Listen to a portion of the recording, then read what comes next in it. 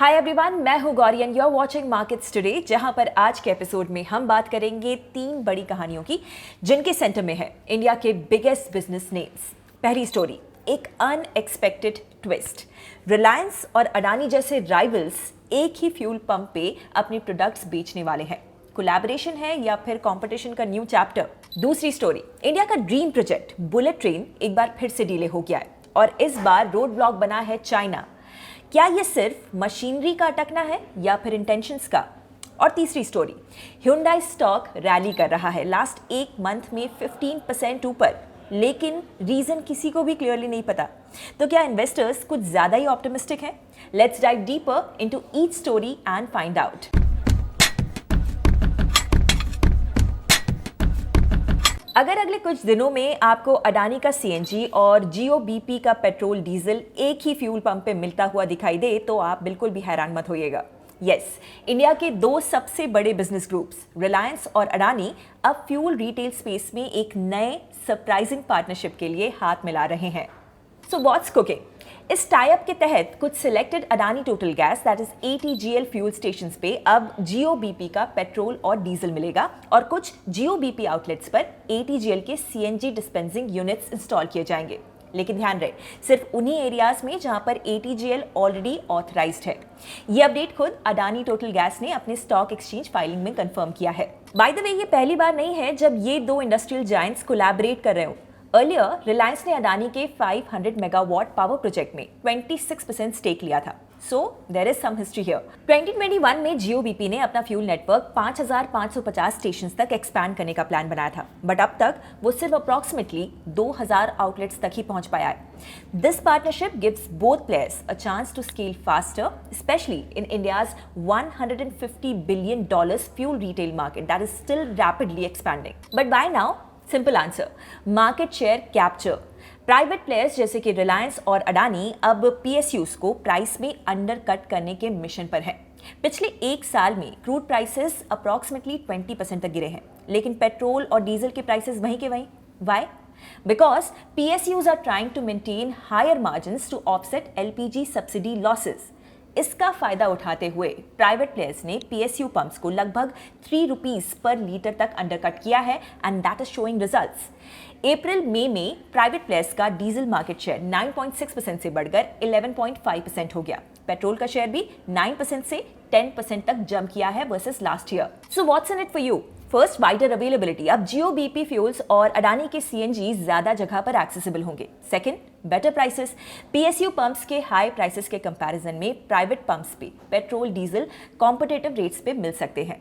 इस कोलैब का Adani total gas that is ATGL और रिलायंस इंडस्ट्रीज के स्टॉक सेंटिमेंट पर पॉजिटिव इंपैक्ट हो सकता है, स्पेशली ATGL, क्योंकि फ्यूल रिटेल प्ले के साथ कंपनी के CNG फुटप्रिंट का भी एक्सपेंशन हो रहा है, ग्रोथ हो रही है। साथ ही अगर मार्केट शेयर गेन्स एक्सेलरेट होते हैं तो फिर पब्लिक सेक्टर ऑयल रिटेलर्स जैसे कि IOCL, BPCL, HPCL थोड़ा सा प्रेशर महसूस कर सकते हैं, specially if pricing war intensifies. अब चलते हैं सेकंड स्टोरी की तरफ, जहां पर इंडिया के फर्स्ट बुलेट ट्रेन प्रोजेक्ट में एक और ब्रेक लग गया है और इस बार ऑब्स्टिकल कोई लोकल नहीं है बल्कि चाइना है, एक लिटरल ग्रेट वॉल बनके। मुंबई अहमदाबाद बुलेट ट्रेन एक फ्लैगशिप इंफ्रा प्रोजेक्ट है जिसका कि हर इंडियन को बेसब्री से इंतजार है। अब एक अनएक्सपेक्टेड चाइनीज डीले का विक्टिम बन गया है। इस मेगा प्रोजेक्ट के लिए 3 टनल बोरिंग मशीन्स यानी कि TBMs, जिनका यूज अंडरग्राउंड और अंडरसी टनलिंग के लिए क्रूशियल है, अभी भी चाइना के एक पोर्ट पे फंसे हुए हैं। ये मशीन्स जर्मनी के टनलिंग स्पेशलिस्ट ने ग्वांगझो में बनाई थी। प्लान ये था कि 2 मशीन्स अक्टूबर 2024 तक इंडिया पहुंच जाएंगी और एक मशीन तो इस साल के स्टार्ट तक ही पहुंचनी थी, लेकिन न क्लियरेंस आया है और ना ही कोई explanation from China. Railway ministry ने अब इस इशू को एक्सटर्नल अफेयर्स मिनिस्ट्री तक एस्केलेट कर दिया है, क्योंकि सिर्फ TBMs ही नहीं, उनके साथ साथ क्रिटिकल कंस्ट्रक्शन पार्ट्स भी डीले हो रहे हैं। स्पेशली इंपॉर्टेंट है थाने क्रीक के नीचे बनने वाली इंडिया की पहली अंडरसी रेल टनल, जिसमें ये मशीन्स डायरेक्टली इन्वॉल्व थी। और डीले का इम्पैक्ट मेजर भी हो सकता है because project timelines already tight हैं और टनलिंग वर्क टाइम सेंसिटिव होता है। Let's understand why these machines are so important for us. So TBM1 and TBM2 use होने वाली थी Savli that is Ghansoli to BKC के लिए। TBM3 असाइन था विखरोली टू सावली स्ट्रेच के लिए। इन सेक्शंस में डेंस अर्बन इंफ्रास्ट्रक्चर और अंडर सी सेगमेंट्स आते हैं। So without these TBMs progress is nearly impossible. बड़ी बात यह भी है कि चाइना डेलिबरेटली ये डिले कर रहा है या फिर नहीं। Is this just a bureaucratic snack या गलवान के बाद एक डिप्लोमेटिक रिटेलिएशन? यहाँ पर ना कुछ पॉइंट्स आपको कंसिडर करने लायक हैं। गलवान क्लैश के बाद MMRDA ने 2 चाइनीज फर्म्स के बिड्स को कैंसिल कर दिया था। महाराष्ट्र गवर्नमेंट ने मैग्नेटिक महाराष्ट्र 2.0 के 3 मेजर MOUs को भी फ्रीज किया था वर्थ 5,000 करोड़ रुपीस से ज्यादा। तो हो सकता है कि ये चाइना का इनडायरेक्ट पुशबैक हो।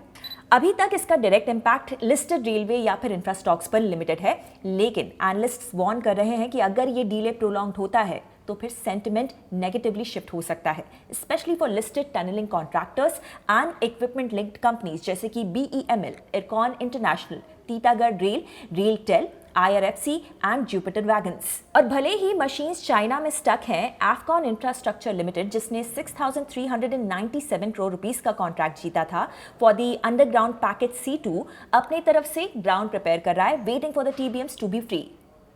अब जब हमने स्टॉलिंग और रुकावट की बात कर दी है तो अब रिकॉर्ड हाइस की भी बात कर लेते हैं। Hyundai मोटर इंडिया स्टॉक ने न्यू हाई ऑफ ₹2048.95 हिट किया। ये स्टॉक बढ़ा है despite no growth in sales in May as compare to April. Stock June में ही अप्रॉक्सीमेटली 11% बढ़ा है। अपने लिस्टिंग प्राइस के 4% ऊपर ट्रेड कर रहा है after hitting the 52 week low of 1,542 rupees.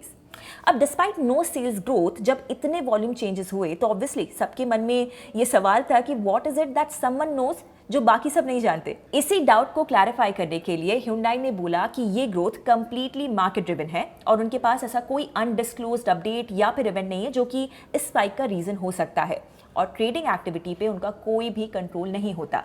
हाँ, एक रीजन हो सकता है कि एक्सपोर्ट्स ने कंपनी के लिए स्ट्रॉन्ग मोमेंटम बनाए रखा है। कंपनी का कहना है कि एक्सपोर्ट वॉल्यूम्स स्टेडली ग्रो कर रहे हैं और FY26 में भी ये ट्रेंड कंटिन्यू होने की उम्मीद है। Hyundai मोटर इंडिया का focus south Asia, middle east और लैटिन अमेरिका जैसे इमर्जिंग मार्केट्स पर भी है और भी ज्यादा शार्पन भी हो रहा है। दूसरा रीजन हो सकता है मोर अवेलेबल डिस्पोजेबल इनकम, जो कि पॉसिबल है रिटेल इन्फ्लेशन के फॉल के कारण, as discussed in the last video. It is a possibility कि कुछ लोग ये सोच रहे होंगे कि ऑटोमोबाइल सेल्स में इंक्रीज होगा thanks to more disposable income. Also बहुत सारे एनालिस्ट्स भी Hyundai को लेकर बुलिश हैं with a buy rating. Avendus का तो टारगेट प्राइस 2,350 रुपीज है, जिसके कारण इन्वेस्टर कॉन्फिडेंस भी बूस्ट हो सकता है। एंड लास्टली, कंपनी की लॉन्ग टर्म स्ट्रैटेजी भी क्लियर है। FY30 तक 26 प्रोडक्ट लॉन्चेस प्लान में है, जिसमें से 6 होंगे EVs। पुणे प्लांट से कैपेसिटी भी बूस्ट होगी, जिससे कंपनी दोनों मार्केट्स डोमेस्टिक और ग्लोबल को सर्व करने के लिए रेडी रहेगी। So that's a wrap from my side. Clearly we have a lot of action to look forward to. आपको इनमें से कौन सी स्टोरी सबसे ज्यादा इंटरेस्टिंग लगी? Do let us know in the comments. और ऐसे ही डेली मार्केट इनसाइट्स के लिए don't forget to subscribe to the channel. See you in our next video. Investment in securities market are subject to market risks. Read all the related documents carefully before investing.